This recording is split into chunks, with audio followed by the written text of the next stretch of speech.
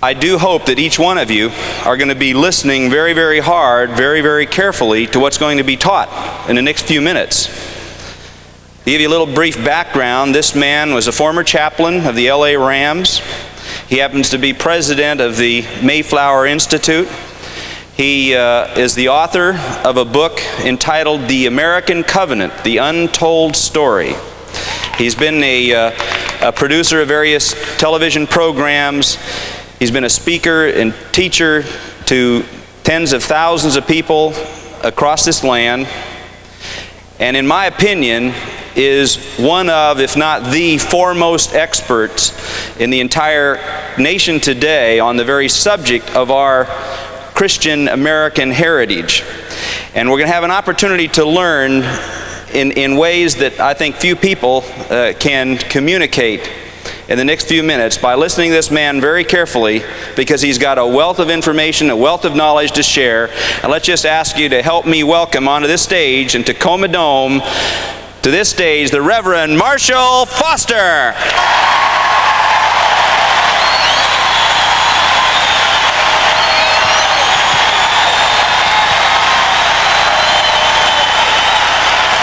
Ain't it great? Oh. If my mother could see me now, would you send one of those down to Westminster, California, please? My mother would love it. Thank you. Oh, it's a thrill to be with you. It really is. We were down in Long Beach last weekend, and we had a great time. And this is even more phenomenal this weekend, just to hear the speakers this afternoon. I hope you all appreciate the fact that you're hearing from some of the greatest free enterprisers in America. Do you appreciate that fact?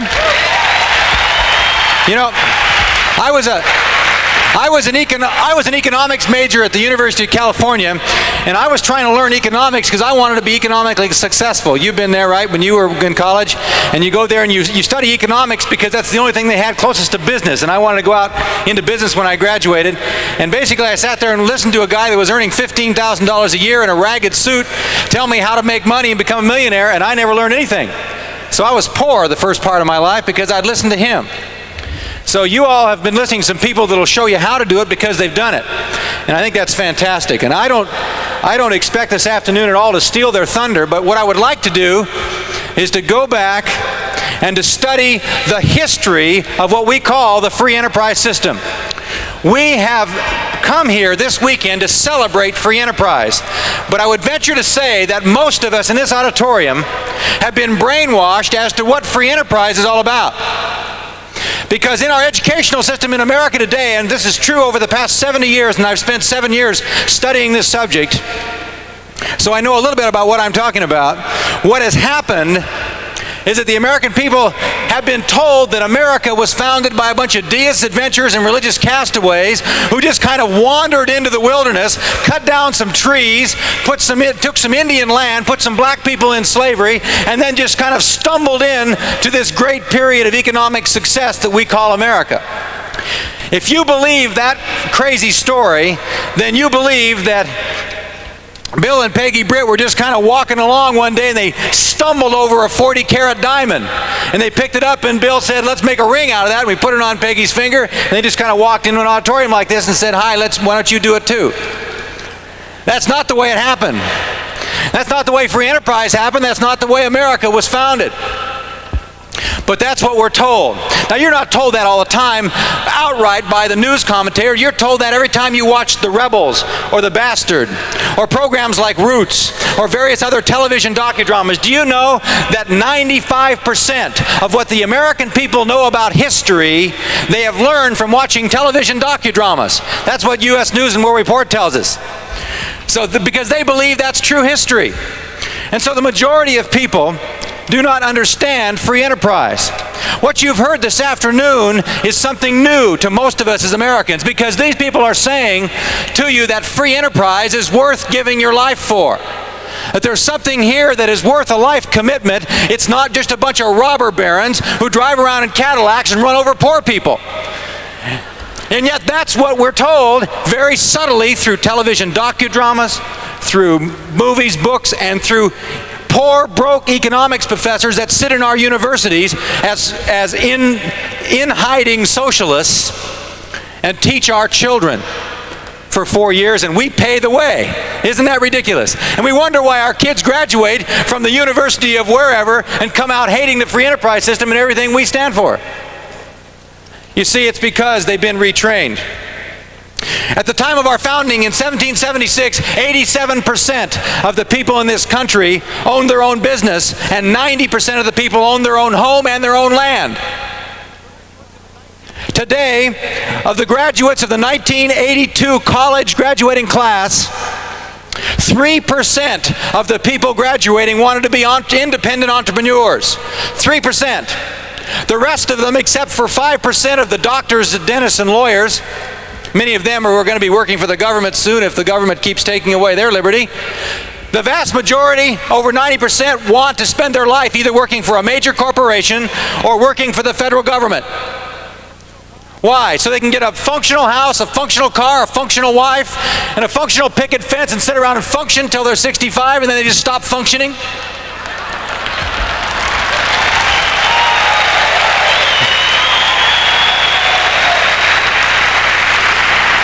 Something has happened to the American dream. Our dear president knows this is true. He went over and gave one of the greatest speeches, I believe, that have been given in the 20th century. He gave it before the Parliament in England. And of course, this speech that I'm about ready to read part of is a speech that was deep-sixed by the media. One of the most important addresses of our century, and yet you probably couldn't even get a copy of it. I had to go to the White House to get a copy of this address. I certainly couldn't get it from my local newspaper. But in this message that he gave before the Parliament and the Prime Minister in England last summer, the President of the United States spoke to the people of England about the shame that we in the free world must share for not sharing the message of free enterprise with the poor nations of the world.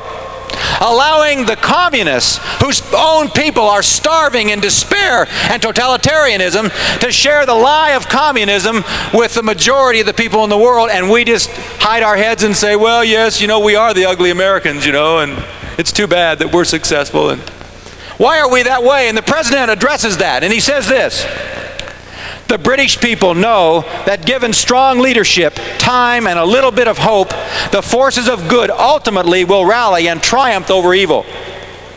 Here among you is the cradle of self-government, the mother of parliaments.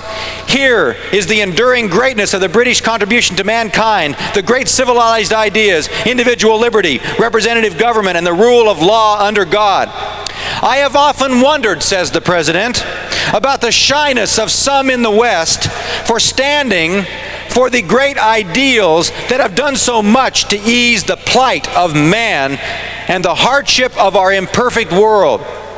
This reluctance to use those vast resources at our command reminds me of the elderly lady whose home was bombed in the Blitz.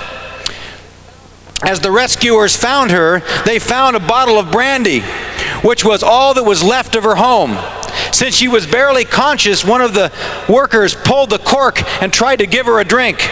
She came around immediately and snapped, here now, that is for emergencies."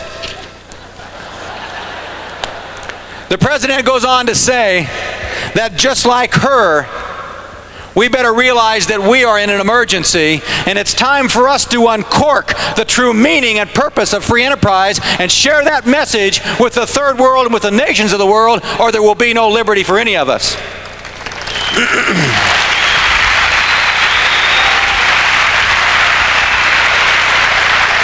Now, before you applaud that too much, let's go back to something that I think the president finds very deadly, and that is that most people don't know the great principles that we are to teach to the third world. What is free enterprise, and what is the history of free enterprise? You see, we have not been taught that today. Most of us have been brought up in the modern progressive public slave camp. We call it modern public school. And so we have not been taught the true principles of free enterprise. So let's go back to the root. What I'd like to do is in the next 20 minutes, I'd like to trace the history of free enterprise from the book of Genesis to 1983 in America.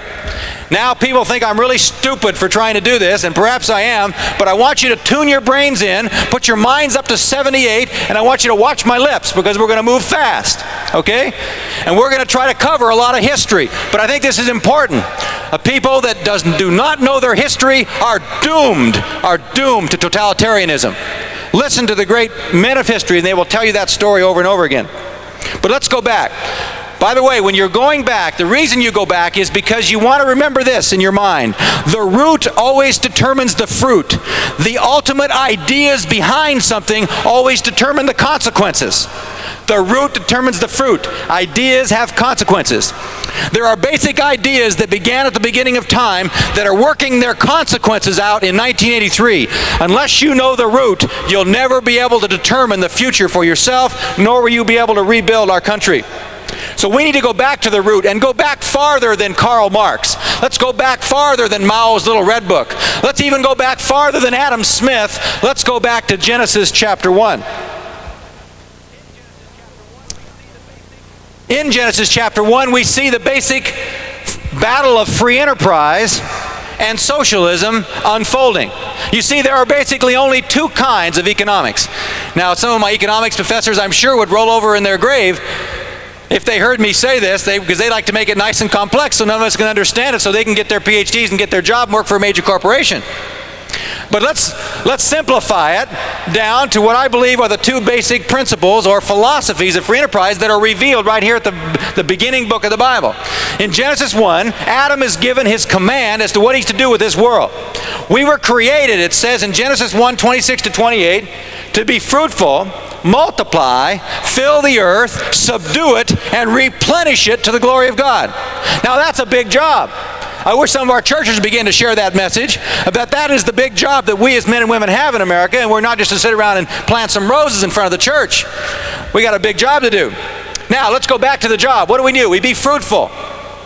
Now that's a good thing. In fact, we need to be more fruitful. It is interesting that we're only having 1.8 babies in America today, and that's not even enough to replenish ourselves practically, while some other nations are having 7 or 8. Maybe we ought to get back down to doing a little replenishing. I see some of the ladies in the audience looking at their husbands with a little look like, don't get any ideas. Well, I've had enough of that. But it's a good idea. Be fruitful. We need to be fruitful because the number one disciple in your life are your children. And we need to have lots of those. Be fruitful. Secondly, we got to multiply. Multiply. You ever wonder where the plan came from? Rich and Jay didn't think of that in 1959. The whole concept of multiplication is God's concept. That men are not to add, they are to multiply. I'm not just talking about adding numbers in terms of number of bodies in the world. I'm talking about multiplying everything that He's given to us. Every talent, every ability. Multiplication. Multiplying yourself through people. Obviously, you can't do any multiplication if you don't multiply your activities and your lifestyle through other people. Multiply and fill the earth and subdue it. And to replenish it, make it a better place. Now, you say, well, what happened? Well, there was a fall. Adam decided to go his own way, and when he decided to go his own way and turn his back on God's law and God's word, he ended up in trouble, and so did all the rest of us. And we could see it worked out in the lives of his two children, Cain and Abel. The battle that was to go on. There was a curse that was placed upon man, and that curse was that we were to work by the sweat of our brow from morning until evening. Some of us from 6 till midnight. But we're going to work.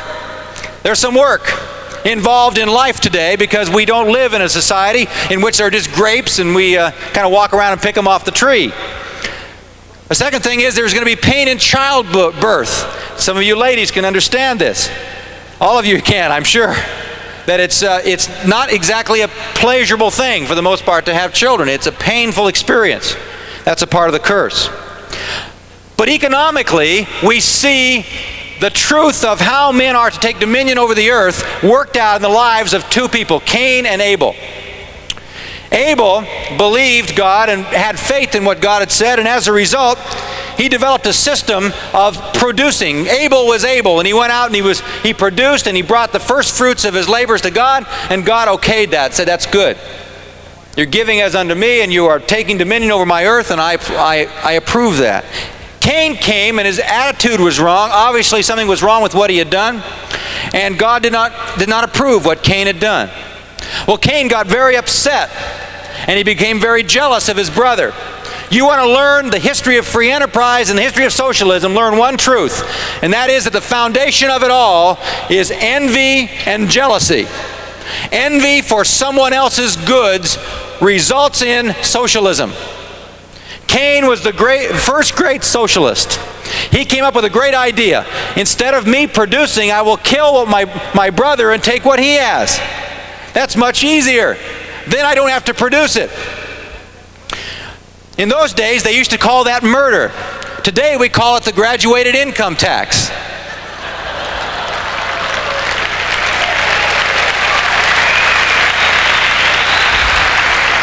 But it wasn't long before men became more sophisticated, because it became very bloody to go around and keep killing people. See, every time you wanted something, you had to kill your brother and take it. Well, that was kind of bloody, and there wouldn't be very many people left. So they came up with some more sophisticated ideas. It was much better to have the government do it for you. How about the government calls itself divinely inspired? How about the divine right of kings? That sounds like a good excuse. The kings, or the more powerful in the tribes or in the countries, came up with a thought that if we could say that God has ordained us to lead you, then we can take 80 or 90 or whatever percent of your income that we want, and we'll take it to ourselves, and you'll live as a peasant all your life, and we'll tell you it's because God said so. And you think that that system didn't work for a while. It ruled the world for 2,500 years, from the time of Samuel the prophet in 1120 BC, when the children of Israel said, give us a king so we can be ruled like all the other nations. And God said, okay, if you want a king, give them a king. But this is what they're going to have. He's going to take their sons and daughters off to war. He's going to take a tenth of their sheep, a tenth of their cows. He's going to take their free enterprise system. If that's what they want, give them a king. And God gave him a king. And from that point on, the nations of the world were dominated from 1120 BC until 1620, when the Pilgrims landed in this beloved land, by the divine right of kings.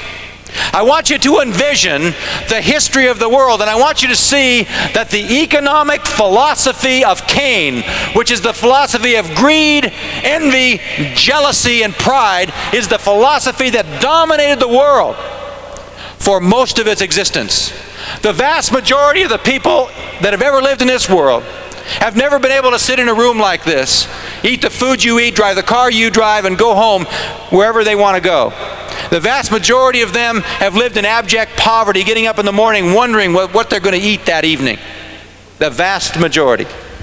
And this was true up into the 16th century. But something happened in the 16th century.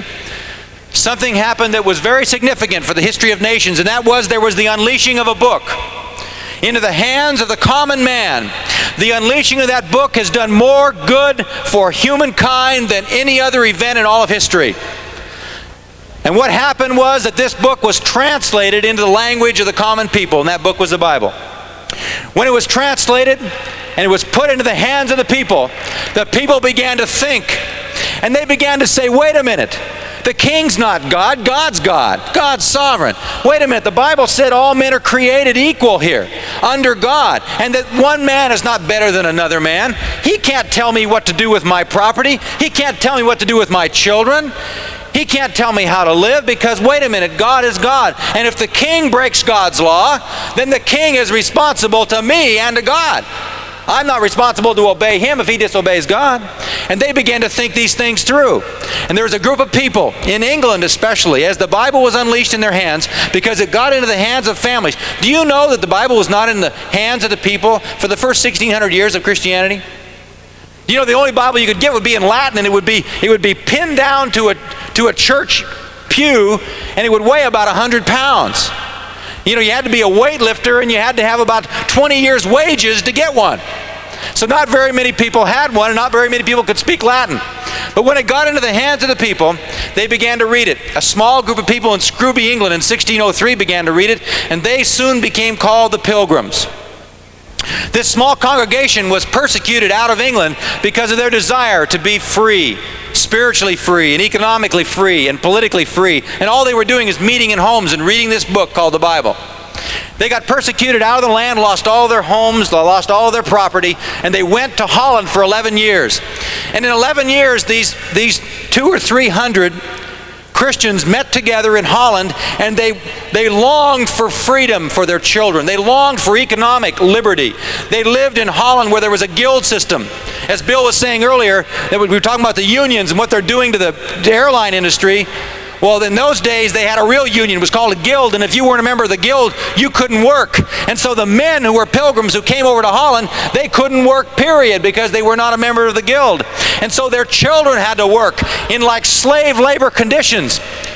And William Bradford, their leader, wrote years later that the reason they came to America was because they couldn't see their little boys and girls at the age of 8, 9, 10, and 11 looking like old men and having their backs bowed and their bodies beaten because they'd been working night and day in slave labor conditions because they were the only ones that could get a job. And they said, well, there's got to be a better life. There's got to be a better way. And they were willing to pay a terrible price to go across 3,000 miles of ocean to a place that no one had settled, into the wilderness where there was no civilization, with little hope of success. When their friends the year before that had left, 200 of them, had been eaten by Indians within 2 weeks after arriving, they took the chance and got on that Mayflower in the fall of 1620 and sailed the ocean for 66 days in the fall of 1620, arriving on November 10th of 1620, 500 miles north of their intended destination. To find out they weren't in the northern parts of Virginia with a nice good climate, they were in Cape Cod with a bunch of rocks and trees. And they had to land there and they had to settle there in the middle of winter. During that first winter, 47 of 102 pilgrims died. They buried their dead in a common grave because they were afraid the Indians would attack them at any minute. In March of that year, the Mayflower went back, and the captain, who had been cursing them all along, said, "Get on the ship, you stupid pilgrims. You're like all the rest. You're going to fail. Get on the ship and let's go back. It's your last hope. You'll all be dead in a few months." William Bradford records that not one pilgrim went back. Not even the strangers who had come with them, who weren't even believers. None of them went back. They all stayed. They survived after that first winter. That spring, an Indian walked into their midst named Squanto. It's a providential story of how God kept them in the midst of absolute adversity with no hope of success. An Indian walks in speaking English and says, "How you doing, brothers and sisters? Glad to see you here. I was just waiting for your arrival." An amazing story of how twice he had been kidnapped from his land and taken to Spain and then taken to England and brought back just 6 months before the pilgrim arrived, not knowing why he was there, with his whole tribe wiped out by a plague. There wasn't an Indian tribe within 100 miles of Plymouth, Massachusetts, because there had been a strange plague that had wiped out the hostile Indians that had lived right on the spot the pilgrims landed. But Squanto was there. The one surviving member of that tribe was there to greet them. And he took care of them. He taught them how to plant fish and corn. He set up a 50-year peace treaty with the Indians where the pilgrims bought the Indians' land. It was a beautiful story. I wish we had time to go into that one in detail, but it's just so exciting to see how these men and women survived through the trials that they faced. But in the fall of 1621, and for 2 years, the philosophy of Cain came back in and attacked the Plymouth colony. You remember we talked about socialism going back to Cain? Well, in England at that time, the dominant philosophy of enterprise was socialism. They didn't call it socialism in those days, but that's what it was. It was, I take 6/7 for me and 1/7 for you. So what they did is the adventurers that had put up some of the money for the pilgrims to go across the ocean said, you've got to work 6 days for us, and we'll let you work 1 day for yourself. We don't care if you're starving. Okay? And so they had to work within an economic structure where they had to live communally. They had to take all of their work, and they had to work in common fields, and they had to bring all their laborers into a common storehouse, and they had to take 6/7 of everything that they earned and put it on a ship and send it back to England, even if they weren't eating. Well, this did not set too well with the people that were there. The women didn't like doing the underwear of the other men. The men that were there, the young men, didn't like working 5 times as hard as some of the other men who sat around whittling with a knife and not getting anything for it. And so Governor Bradford records that within 2 years, they were dying of starvation and famine. And by the fall of 1622, they were living on 5 kernels of corn a day. Now, I don't know if you've tried to live on 5 kernels of corn. That'd make the Pritikin diet look pretty silly, wouldn't it? 5 kernels of corn is a little bit ridiculous, but they lived on that, and God preserved them through that. But in the spring of 1623, when Governor Bradford became governor of the Plymouth Plantation, he came back to this book, the Bible, and he said, wait a minute, what did we learn in our time in Holland? What did we learn in England? Did we not learn that if a man shall not work, he shall not eat? Did we not learn free enterprise? Did we not learn that every man should own his own? And he divided up the property around Plymouth into plots. And he said a man will work his own land for his own family. And as the result of that, they started a harvest in the spring of 1623 that set up America for the next 250 years. For from the date, from 1623 until this present date, 1983, there has never been a corporate famine in the United States of America. Why? Because they went from communism to free enterprise in the spring of 1623.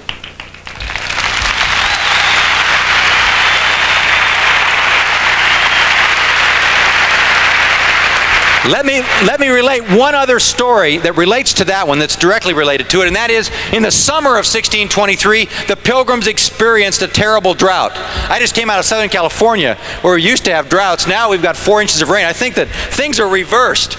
You've got the nice weather up here, and they've never had so much rain down in Southern California. Something's going on here, but God controls the weather. I had somebody write into my foundation recently because I put out a newsletter and I was concerned that God was judging America and using weather to do it. And I mentioned that in my newsletter, and I got several people writing me back, and they said, well, what do you think? Do you think God controls the weather? And I wrote back to him and I said, well, who do you think controls the weather? Mother Nature? Gosh, they watch too many butter commercials. That's their problem.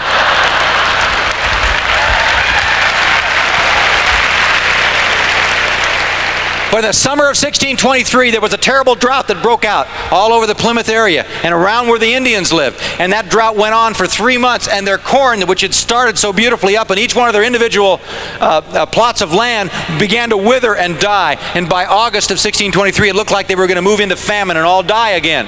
And here they were. They went to free enterprise. It was looking so great. But there was one thing lacking.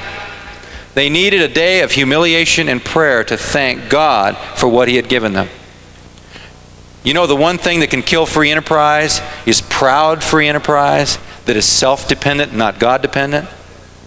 There's a verse in Deuteronomy 8 that says, when you've built houses and homes and become comfortable and happy, will you then forget God and the one who gave you all that you have? The Pilgrims had a day of thanksgiving in the fall of 16. First, they had a day of prayer and humiliation at the end of August of that year. And the Indians were there dancing around on the outside. And they had tried all kinds of their dances for days and days and days. And they were waiting for the Pilgrims to have their day of humiliation, watching to see what would happen. They prayed all day, and about 4 o'clock in the afternoon, Governor Bradford reports that gentle showers began to fall. And for the next 3 days, they fell in such gentle and perfect order that it revived the corn instead of the thunder showers that often came that time of year and wiped everything out. And they were revived, and it left the Indians in amazement, and of course it made the Pilgrims very thankful. That is the story, by the way, of the first Thanksgiving.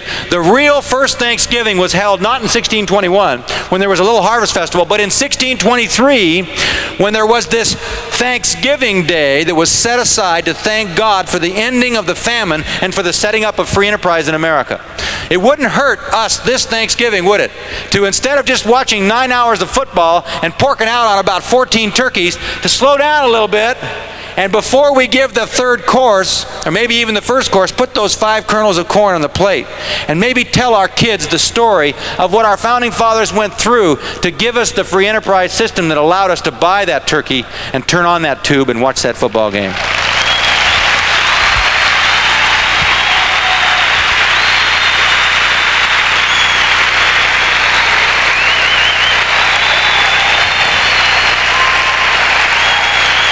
Thank you. I get a little.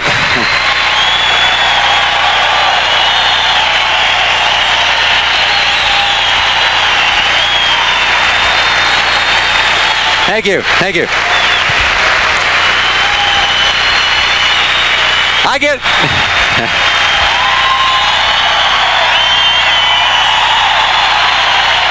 All right. Wait. We got 300 years to go. Let's go. Sit down. And we got 300 more years now. We got to get through. Now, wait, one more thing.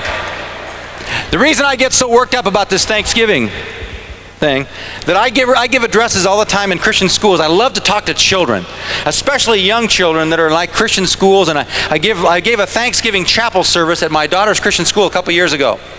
And I'll never forget asking the children, I said, what do you know about Thanksgiving? And several children raised their hands, and the first girl I called on said, we don't call it Thanksgiving. I just came out of the public school. We can't call it Thanksgiving anymore. It's called fall break, and it's called Turkey Day.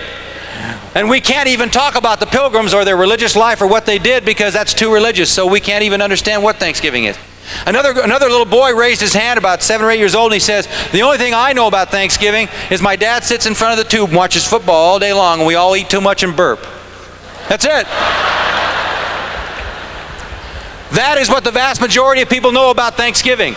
Other than they think that the Pilgrims were a bunch of straight-laced, sober, and sad people, didn't like sex and didn't like drinking and didn't like doing nothing. They weren't happy people, and they weren't the people that were the foundation stone of the free enterprise system, our Republican form of government, the character that built this country, which they were. They were all those things. The story of the Pilgrims is the most fantastic story. It ought to be taught from generation to generation. And up till 50 years ago in America, every person in this country knew that story in depth, inside and out, and taught to his children constantly. See what we need to get back to? Is knowing the true story of free enterprise. Now, what were the principles that these Pilgrims lived by? There were certain economic principles that made them economically successful. They didn't stumble into liberty. There were 4 or 5 things they did. Write these things down. If you got a pencil and pen, you'll become economically successful. I guarantee you if you follow these principles. Don't come to me for the guarantee, but I know someone you can go to for it. 1. They believed in the Protestant work ethic. Ever heard of the Puritan work ethic? It's much maligned today. You don't believe in work, do you?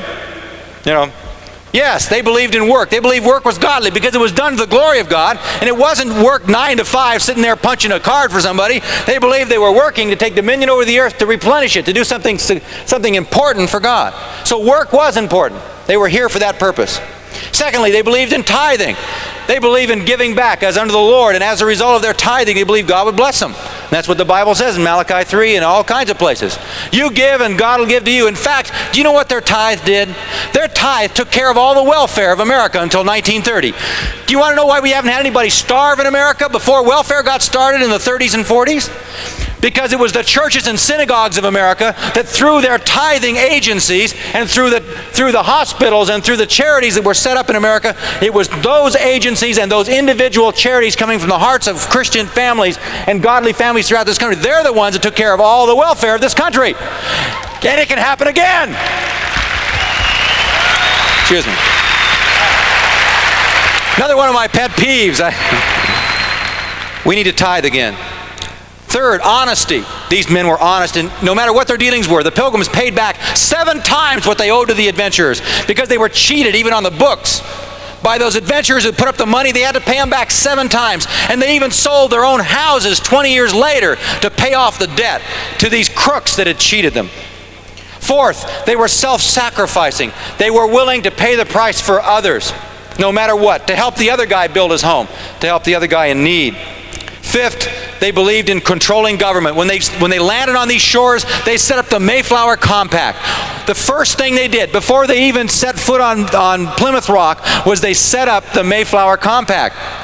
And all the men on that ship signed that compact, which is the first constitutional government that has ever been set up in a country. The beginning of true constitutional government is back at the Mayflower Compact, where they covenanted with God and one another to build a form of government where they would choose representatives to rule over them. And this form of government was to be a limited form of government. Why? Because they realized that if you do not control the government will take away your economic liberty, your spiritual liberty, and all your liberties. So they knew that there had to be limited government because they just come out of 2,500 years of the divine right of kings, which had taken away their liberties. Well, for 150 years then, after the Pilgrims, the dominant economic philosophy of America was the philosophy of Abel. The vast majority of people owned their own businesses.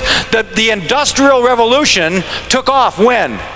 It took off during the time when the Bible was unleashed. And if you think that's a coincidence, you're about as stupid as the guy who thinks that Bill Britt just found a diamond on the ground. You got to see that there is a correlation here.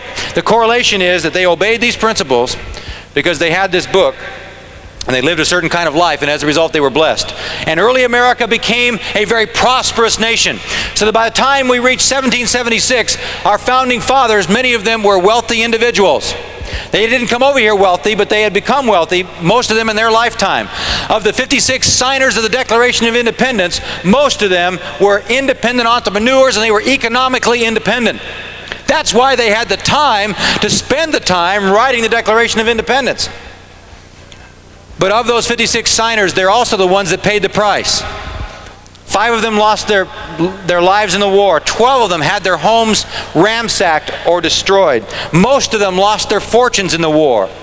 A lot of them lost their lives, but not one of them lost his sacred honor. They paid the price, but they had the free enterprise to keep. In fact, they fought the American Revolution over a 3% tax on tea. Isn't it funny? We're sitting here with a 50% tax rate and inflation rate. You put it all together, it's about 50%, and the American people are barely whining. And the Roman Empire fell apart with a 20% tax burden. You wonder what makes us so quiet. You wonder why it is that we're like a frog being boiled in a pan of water slowly, and we haven't got the sense to jump out. You wonder if we've been brainwashed and if we haven't been educated in the true story of free enterprise.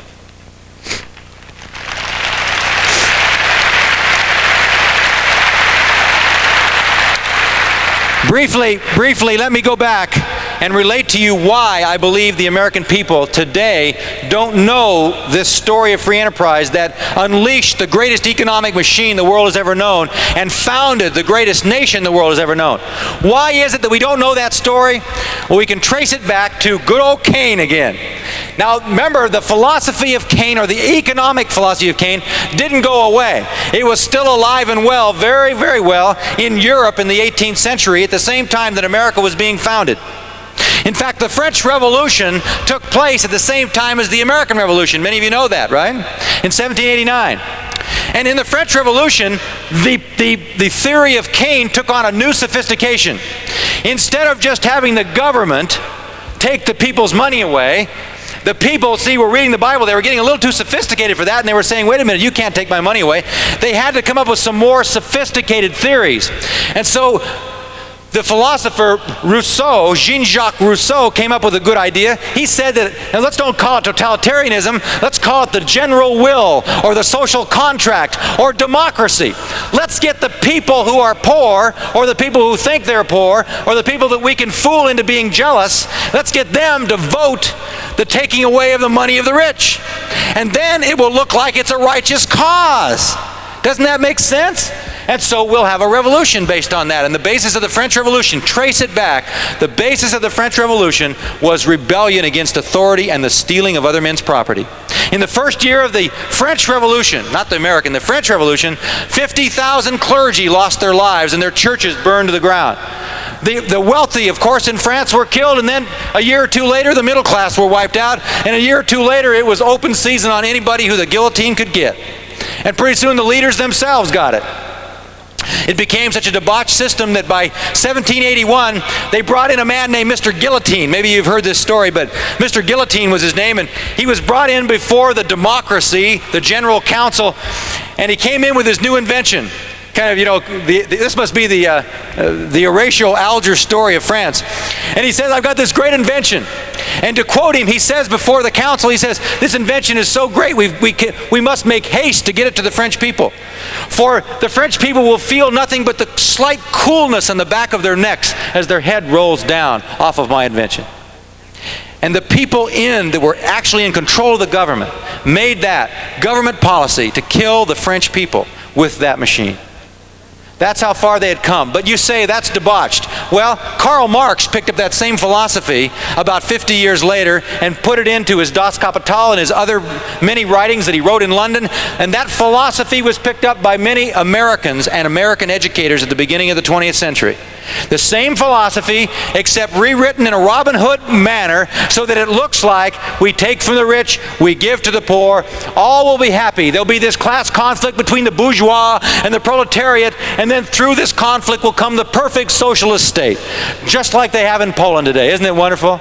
Boy, their economic prosperity, and oh, isn't it wonderful over there? No, obviously it's sad.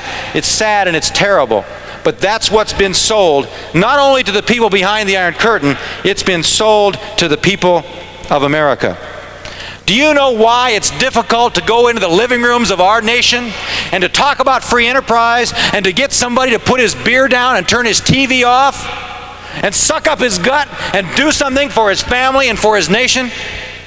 Why it's difficult is because that poor man has been brainwashed since he was a young person by the television screen, and so they begin to think there's only two alternatives, not a third alternative in the middle that says we will be responsible and have liberty under law, but you've either got to have liberty, do your own thing, put the porno bookstore across from the school, hey, no big deal, or you got to have a bigoted Puritan society that tells people how to dress and what to wear and what to do. That's the only alternative that's presented on television, and that's done specifically to fool the American people, to get them to think that this is the only thing that they can go for, is an anarchistic, revolutionary, do-your-own-thing mentality. I was involved with a Christian organization in the 1960s during the riots, and we were faced with this Marxist philosophy, and I know one of the leaders of that group was Herbert Marcuse, who was a teacher at the San Diego State at that time. And Herbert made a very wise statement. He was 82 years old then. He said, I will cause the destruction of America, and I will bring the communist flag over this country, not through hydrogen bombs, but by bringing beds of sin, destruction, and drugs and music into the people's home, into the young people's homes. And they will be lying on their beds of sin as we come in and put them in chains. That's exactly what they've done to us.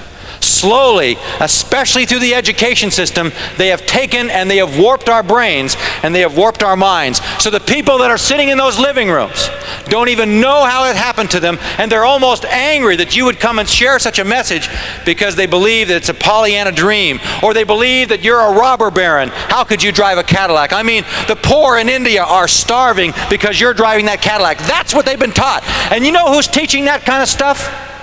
Christian colleges are teaching that kind of thing. That's called Christian socialism, and it's nothing more than the philosophy of Cain whitewashed with a little bit of Christianity. Don't believe it. That's liberation theology. You know what's happening in South America right now? Do you know why those nations are going under to Marxism? Because the philosophy of liberation theology, which is nothing more than what I've just been saying, you know, rob from the rich and give to the poor, that philosophy has taken over in South America, and they've whitewashed it and called it Christianity, and that's moving right up the coast of Latin America, and it's moving right up to America right now. And it's entered the college campuses of America. It has inundated the majority of the seminaries in this country, and the majority of the pulpits of this country teach that kind of socialism. When you go into the homes of America, they are taught, the people are taught before you come in, that the government brings prosperity. And the government will make all things right. How many of us sit in front of our tube waiting to find out whether the government is going to raise interest rates or lower interest rates, as though fiscal policy was going to determine whether or not you're going to be economically free? That's commonly called copping out. Secondly, people are taught that it's okay to take away half of your income to feed the poor because that's the only alternative we have in a complex society. Is there not a better way to feed the poor? Is there not a better concept? Well, God sure had a better way.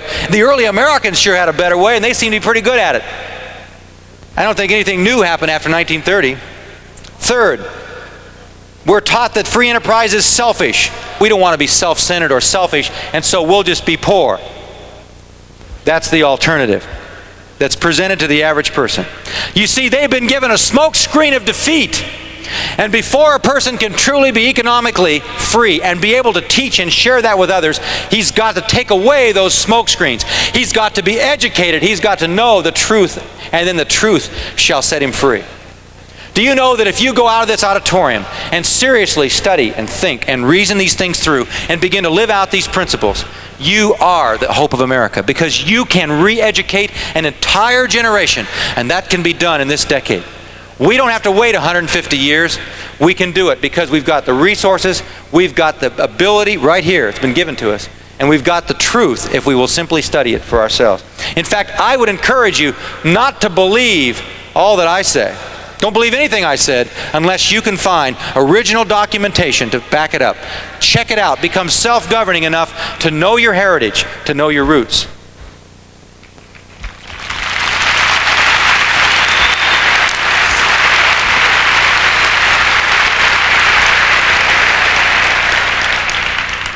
Because the people are so hungry. They want to know the truth. They want America to turn back. Didn't you sense that this afternoon as Bill was talking? Didn't we all sense that the America that we once had is the America we're losing? And yet we want to pay the price. We want to do something to turn it around. Let me leave you with two things that I believe you need to think about doing. And think about them seriously. One, I want to challenge you to learn your heritage. Learn the true heritage of your governmental system, your Constitution, where it came from, what it is that we are a republic. Like Bill said, we are not a democracy. We're a nation built upon laws, not a nation built upon whim. And secondly, you need to know the heritage of what God did in the founding of this country, because it'll give you great hope to realize that you don't stand alone. You see, the real problem with America is not the communist, the socialist, the homosexual, or the moral pervert that's on the street corner peddling his filth. Those aren't the problems with America. Those are like cockroaches that come out when the light's not been shining. Have you ever been in a home? Ever been to Hawaii? And my wife went to, and you go visit a nice home, the lights are out, and these cockroaches 3 inches long are hanging out right under your feet. You don't even know it, right? You turn the light on and these cockroaches take off for the corners. Well, you see, the cockroaches of the death and despair of socialism, the followers of Cain, don't have any guts. And they don't have any staying power. And fortunately for us, they go broke. They use up their money. They don't save it for their children. They don't have any concept of saving, and their own lives fall apart. So our real problem is not Russia. Our real problem are not the moral reprobates. Our real problem is us. We are the only problem we face in America. Because it's the good people in America. It's those who had the heritage. It's those who still have families, who've been busy about the job of just raising our families and trying to earn a living, that have forgotten what has been done for us. The scripture says something very interesting when it says, when there needs to be a reformation or a repentance, it says, remember from whence you have fallen, and repent and do the deeds you did at first. How can we do the deeds in America that we once did? How can we restore the republic? How can we restore the free enterprise system unless we first remember the deeds we did at first? Unless we remember from whence we have fallen, then we will repent. I sense that when people understand the great things that have been done for them, the great price that their founding fathers paid to give them their liberty, and when they begin to teach those things to their children once again are given heroes that are true heroes, that live out their principles. The men become men, and they begin to realize they've got something to live for. There's only one thing I believe that'll keep you from being on this stage, and that is if you don't have a big enough dream. And you know what's going to keep you from having a big enough dream? If you only dream about dollars and cents. If all you dream about is a new Cadillac, well listen, you'll get the new Cadillac and you'll max out at about 50 grand a year. Who cares, right?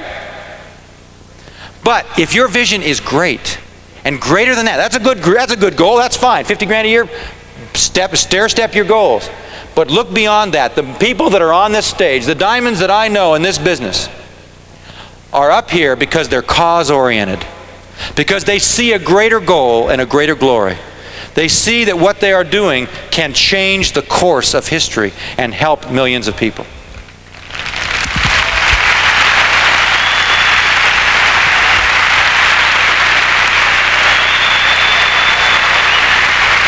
That's the first thing. And by the way, you need to get a hold of the materials that we can share with you about our heritage. as you do, a book we wrote called The American Covenant, The Untold Story, you'll find these truths for yourself. And then you can trace it right back to the original documents for yourself and make up your own mind about these things. But I challenge you to do that because it's important for you, it's important for your family. But a second thing you need to do is build this business. Build it, and build it. Why? Why do I say that? Because I'm here and I'm speaking for Bill? No. I'm saying that because it is those who build entrepreneurial businesses like Amway, and I really believe it is the best opportunity for you to become economically independent and become a part of the army of millionaires that are going to move out and save this country. If we had 500,000 millionaires right now who shared a common philosophy and lived godly lives, we could turn this country around. We could do it in 5 years.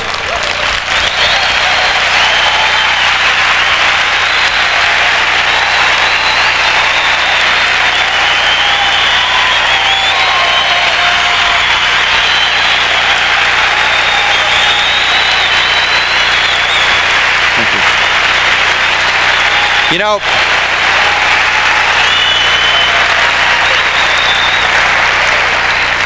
the truth is that America was built by men of wealth. That is true. It was also destroyed by men of wealth. Men of wealth who put their money in foundations and then paid for the socialization of American education. Men who paid for the destruction of our country through their own foundation grants from large corporations. But it was built by a bunch of free enterprising, independent men and women who paid the price. Let me just, in closing, give you a couple illustrations. General Thomas Nelson was the governor of Virginia in 1776. When the founding fathers went to war, Governor Nelson had more property in the state of Virginia than any other single man. He was the #1 landholder. He mortgaged that property, and he personally funded the Virginia militia, which was the strongest fighting force during the American Revolution. And as a result of his efforts, of course, saved Virginia. At the end of the war, he never got his property back. It was mortgaged and sold because the government couldn't afford to pay him off. But you know, Governor Nelson became the head of artillery for the American forces that were at Yorktown, Virginia in 1781 in the last battle of the war. And Thomas Nelson, General Nelson then, had his large estate home in Yorktown, right inside the city where Cornwallis, the British general, was holding up. And in fact, Cornwallis was holding up in his house. The French leader of artillery then was Lafayette, the great French general who had come over from France to help us. And Lafayette came over to General Nelson. He said, "General Nelson, you know this area better than anywhere. Where should we aim our cannon?" And General Nelson said, "You see that house over there, the large white one? Aim your cannon at that home and destroy it. I don't want one brick of my home to survive if the enemy of my country rests within it." He was willing to give up his home, his wealth, to save his liberty. Robert Morris. Many of us think that General Washington was funded during the American Revolution by the Congress. The Congress did very little to fund the American Revolution. They were the free enterprising entrepreneurs who had to come to the aid of General Washington all the time. And the top of that list was a man named Robert Morris, who was a wealthy ship merchant from Pennsylvania, who put his 70 ships to the service of the American Republic at the beginning of the war. Most of those ships were either destroyed or kept in public service after the war. Mr. Morris then personally funded the first great American victory at Trenton because General Washington came to him and said, "Robert, I need $10,000. With money I can do everything. Without money I can do nothing." And Morris at that point himself did not have it, but he had such a good credit rating. He went over to a good Quaker friend. The Quaker friend said, "What do you need?" And Robert said, "I need $10,000 right now." And he was given $10,000 on the spot. He said, "Because of your character and because of the way you handle money, here's $10,000. He gave it to General Washington. He went over and won the Battle of Trenton. 2 years later, same thing happened. They were going to win the war. We were ready to win the war, but our troops were leaving us because for 2 years, many of them hadn't been paid, and Congress wouldn't give any money to General Washington. Washington went back to Morris again, and he said, "We can go down and defeat the British, but we don't have any money to pay our troops, and our troops are going home." And Morris went and raised $200,000 from people all over the world based on his own personal credit and gave it to Washington, paid the troops, who then went down and won the final battle of the American Revolution. General George Washington, at the time of his death, was one of the most wealthy landholders in America. He had thousands of acres in Virginia. He had one of the most beautiful plantations. I'm sure many of you have seen it, Mount Vernon, just outside of Washington, D.C. But do you know that this gentleman farmer, this man who'd spent his life desiring to be on the farm, spent 45 years of his life, until 2 years before he died, serving his country and away from his blessed Mount Vernon? Why? Because he loved his nation. Because he was willing to pay the price. But he had become a man of wealth, and he was a man who could use that wealth because he had the character to put it all together.